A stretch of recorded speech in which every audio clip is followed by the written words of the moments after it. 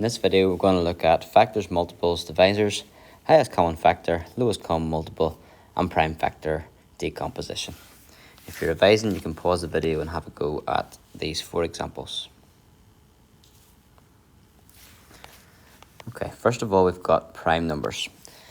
This is a number which has only 2 factors, 1 and itself.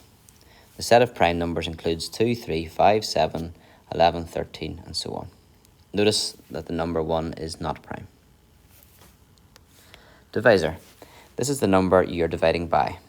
For example, in the calculation, 240 divided by 3 equals 80. 3 is the divisor.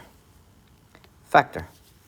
A number which divides exactly into another number without a remainder. For example, the factors of 8 are 1, 2, 4, and 8. They all divide into 8 without a remainder. And if you can remember, factors fit. So factors will always be smaller or the same size as the number you're trying to find factors of. Multiple. A number which another number divides exactly into. For example, the multiples of 3 are 3, 6, 9, 12, 15, and so on. So multiples of a number are the multiplications of the number, or the times tables. The multiples of 3 are the multiplications of 3, or the 3 times tables. And for multiples, think multiples are many, so they'll go on forever and ever. And then factors are few. There's a limited number of factors for a number. So what's a square factor then? A square factor of a number is a number which is both square and a factor. So for example, a square factor of 27 is 9. There are other factors, but they're not square. 9 is a square factor. Prime factor. A prime factor of a number is a number which is both prime and a factor. So for example, a prime factor of 27 would be 3. There are other factors, 1, 9, and 27, but they are not prime.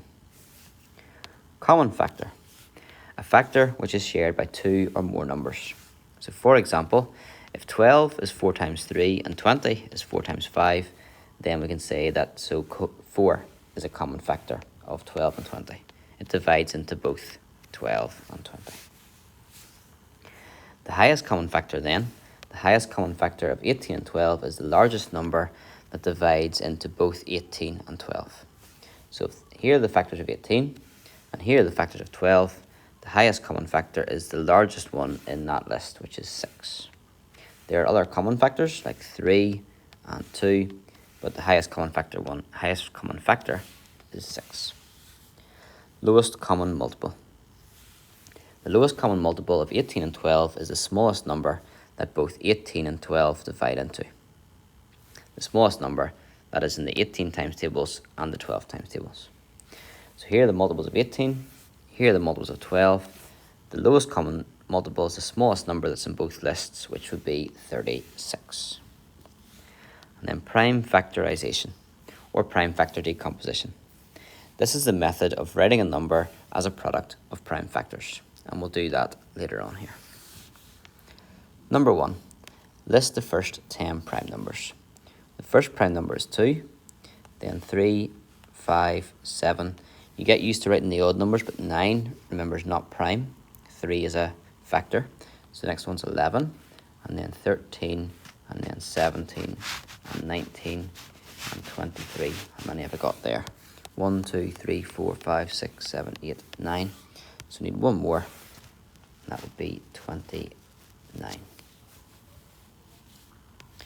2a, list the factors of 24.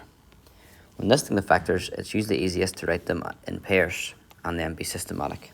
So 1 times 24, 2 times 12, 3 times 8, 4 times 6, 5 doesn't go in, and then 6, well, we've already got it, so we know we've got them all now.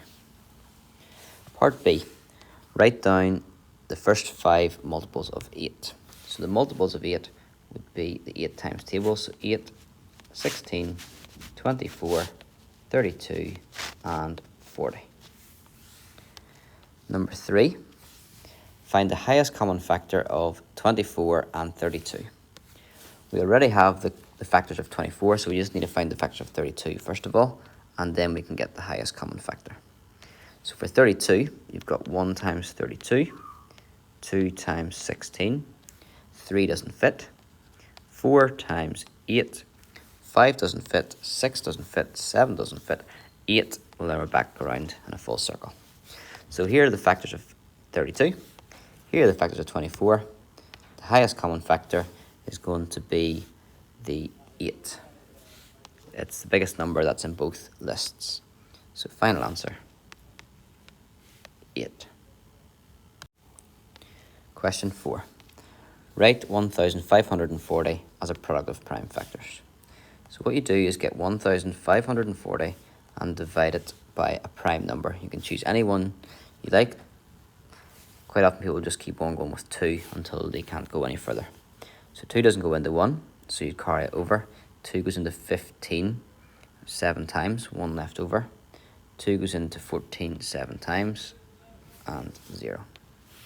As I said, you can divide by 2. I'm going to divide by 7 because I can see it goes in nicely into 7 once, into 7 once, and into 0 0 times. And then I'm going to divide by 11. Again, 11 is a prime number, so I can divide by it.